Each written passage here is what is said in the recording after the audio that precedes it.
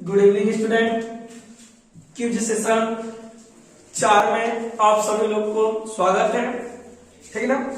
तहे दिल से आप सभी को हम स्वागत कर रहे हैं सर जी क्यूज सेशन 4 में। आज सुबह में सर जी 1 बजे की क्लास में हम लोगों ने जन्म चीज को पढ़ा। उम्मीद करते आप लोग को समझ में आया होगा, ठीक ना। अब बात कर रहे हैं हम लोग क्यूज सेशन 4 की। फर्स्ट क्वेश्चन हम फिर से बता रहे सर जी, हम 0 से आगे चलेंगे क्योंकि सर जी मेरा लोगो ही है शून्य से शिखर तक। आसान क्वेश्चन से हम शुरुआत किए हैं, ठीक ना। सब लोग जल्दी जल्दी जुड़ जाइए और सेशन को शेयर कीजिए। देखिए फिर से बता रहे, आप लोग हमको मदद कीजिएगा तो हम तहे दिल से आपके साथ रहेंगे। कुछ लोग कह रहे हैं कि सर केमिस्ट्री की क्वेश्चन होगी बाबू, निश्चित ही होगी। पूरे प्रायोगिक टेबल आपके सामने लाकर खड़ा कर देंगे, बस आप हमारे साथ बने रहिए, ठीक ना। पूरे के पूरे सभी लोग देखिए, समतल 2 दर्पण 90 डिग्री पर झुकाया जाए तो प्रतिबिंबों की संख्या क्या होगी। बहुत आसान है, ठीक ना। जिनको आ रहा है कमेंट बॉक्स में आंसर देते चलिए सभी लोग, ठीक है ना। देखिए बाबू इसका नियम होता है क्या, 360 बटे थीटा होता है और इसमें थीटा का मान कितना दिया है आपका, 90 डिग्री दिया है। 360 बटे 90, 0 से 0 कटा 4 है सर। ध्यान से देखना, जब सम संख्या होता है तो -1 करते हैं तो 4 - 1 कितना आएगा, 3। तो प्रतिबिंबों की संख्या कितनी होगी, 3 होगी। फटाफट उतारिए, बने रहिए मेरे साथ, लाइक करिए, निश्चित लाइक कीजिए सर जी। चलिए बाबू जी क्वेश्चन नंबर 2 की बात करते हैं, ठीक ना। द स्पेशलिस्ट ग्रुप डी है, दिमाग से लग जाओ, कुछ लोग बना भी लिए होंगे, ठीक ना। ध्यान से देखिए, 2 न्यूटन सेकेंड संवेग वाले और 3 ग्राम द्रव्यमान वाले पिंड की गतिज ऊर्जा है, क्या होगी, ठीक ना।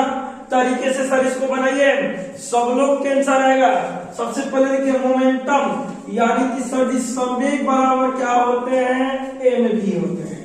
अब दे दे ससुरा कितना, 2 बराबर 3 का भी मान दिया हुआ, ठीक ना। यानी कि मास बराबर भी दिया आपको कितना, 2। यानी जब भी इधर आएगा, बताइए कमेंट बॉक्स में जो मैसेज कर रहे बताइए आंसर कितना आएगा फटाफट, ठीक ना।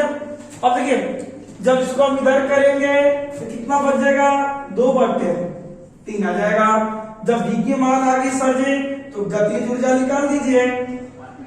गतिज ऊर्जा बराबर 1/2 mv², 1/2 गुने m कितना दे रहे, 3 v के स्क्वायर यानी कि 2 बटे 3 का स्क्वायर।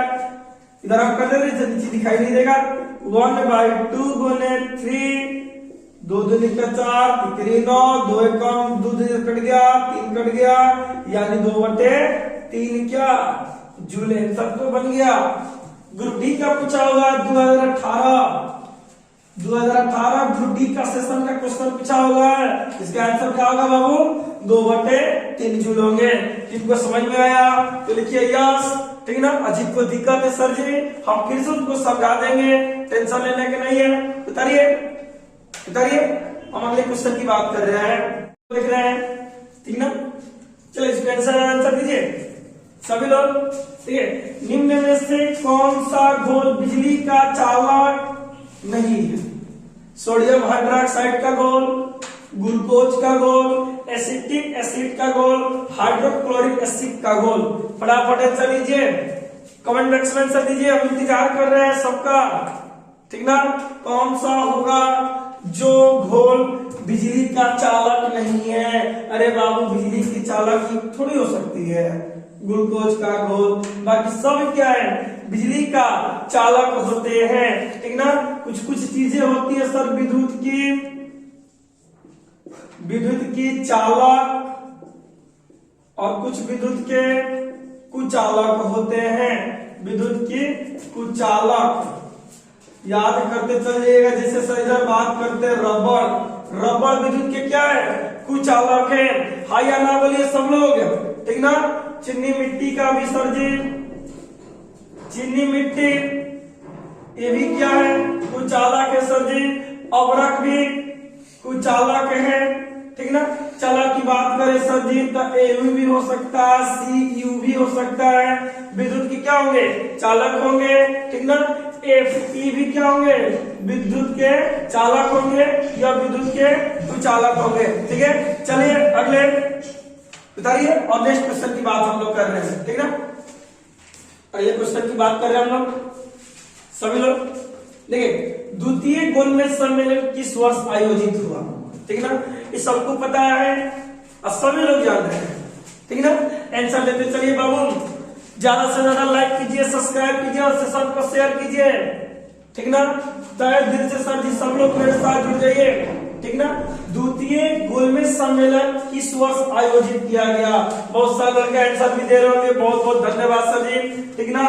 द्वितीय गोलमेज सम्मेलन कब हुआ सर जी, 1931 से। गोलमेज सम्मेलन, ठीक ना, गोलमेज सम्मेलन कराते थे कौन, ब्रिटिश लोग, ब्रिटिश लोग। ये होता था कहां बाबू, लंदन में, ठीक ना, लंदन में होता था गोलमेज सम्मेलन। इन लोगों ने सभी 3 गोलमेज सम्मेलन कराया। प्रथम गोलमेज सम्मेलन,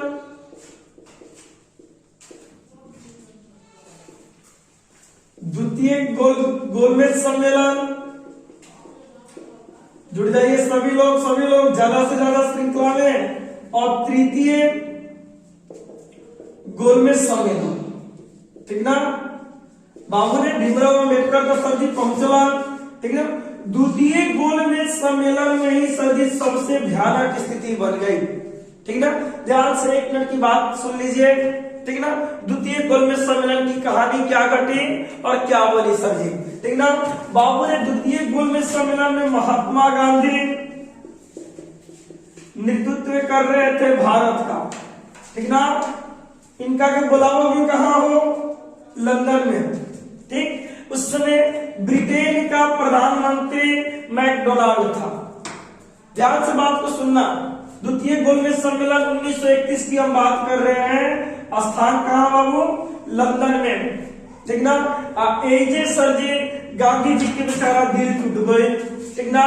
जैसे मान लो ब्रिटेन के प्रधानमंत्री, ठीक ना, यहाँ बैठे थे, यहाँ हमारा वायसराय, और यहाँ बैठे थे गांधी जी, ठीक। एक मीटिंग चल रहे थे गोलमेज सम्मेलन का, पूरे देशों पर जितने देश पर शासन किया था कौन, ब्रिटिश लोग, ठीक ना।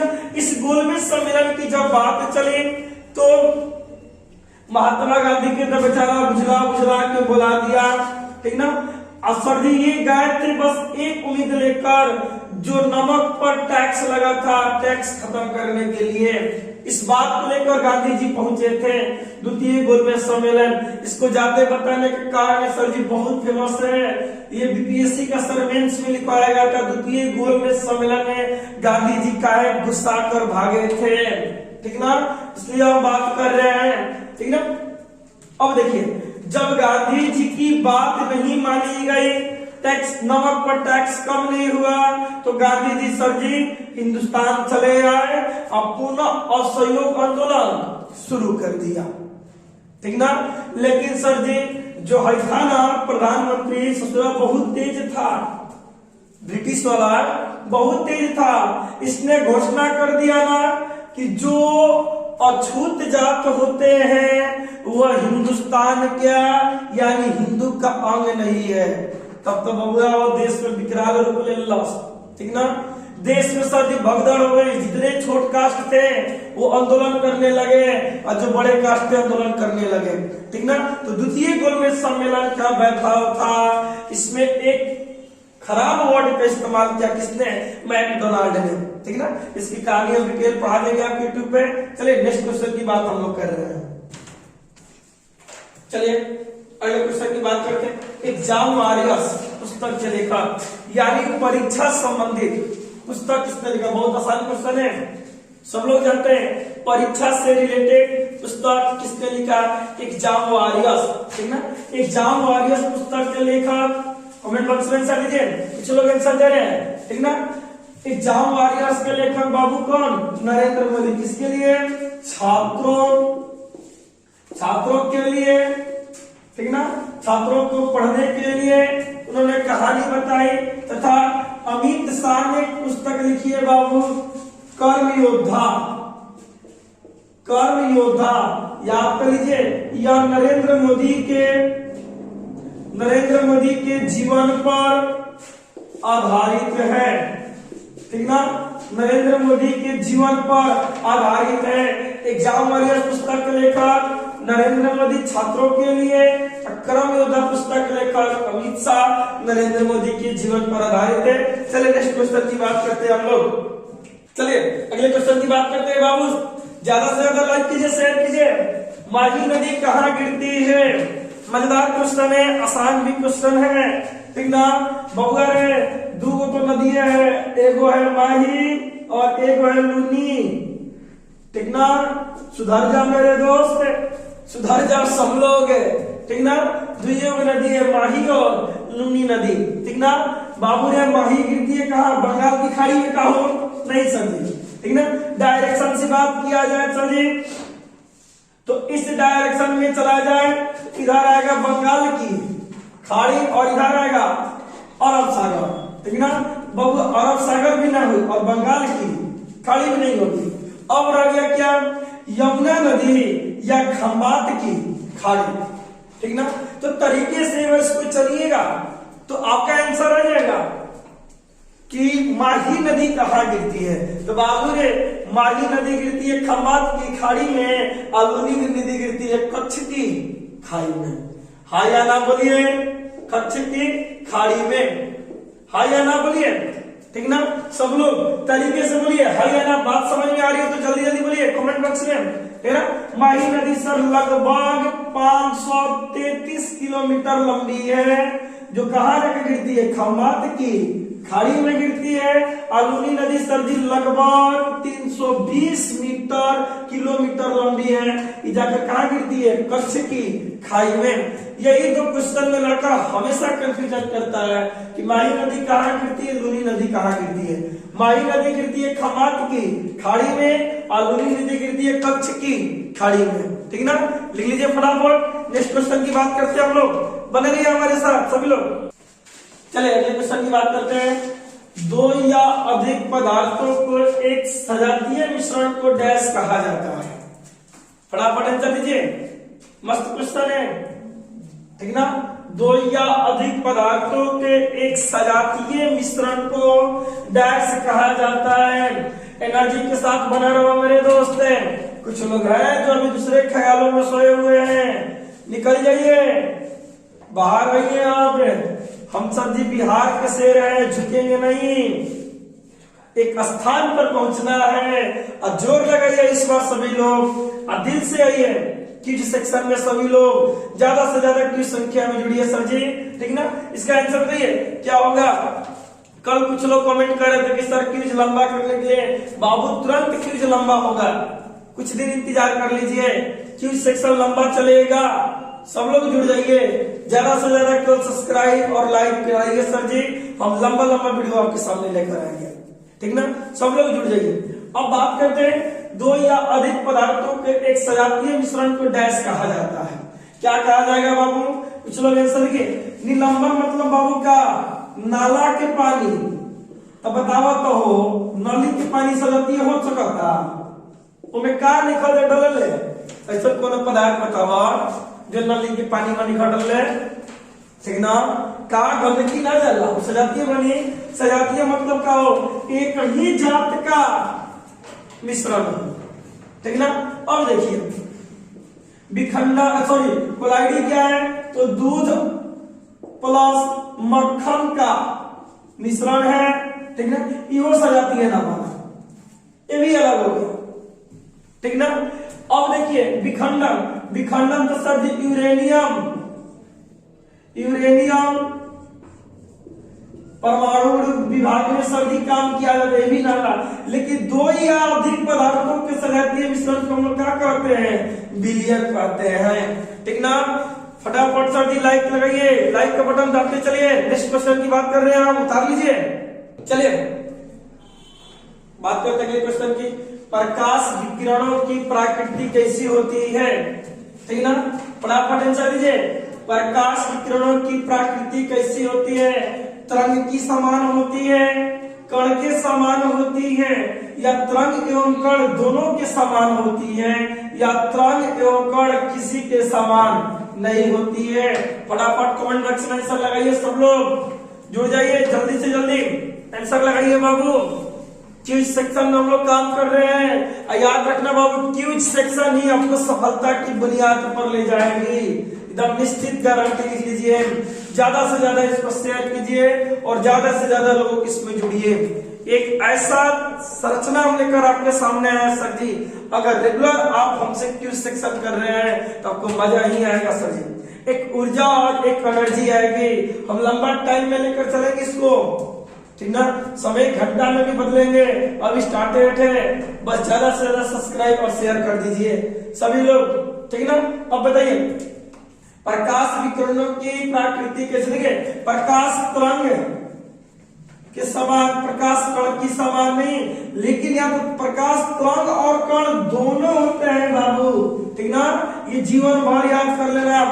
कुछ साइंटिस्ट और कुछ नियम, जैसे सर जी प्रकाश का परावर्तन, प्रकाश का परावर्तन, प्रकाश का अपवर्तन, ये मिलकर प्रकाश को तरंग बताते हैं। ठीक ना, और कुछ नियम जैसे क्रॉम्पटन के सिद्धांत प्रकाश को कण बताते हैं। ठीक ना, ये दोनों होते हैं। चलिए आज के सेक्शन के लिए इतना ही सर जी, फिर मिलते हैं कल इसी टाइम में। मेरे तरफ से सबको गुड नाइट सर जी, ज्यादा से ज्यादा शेयर कर दीजिए।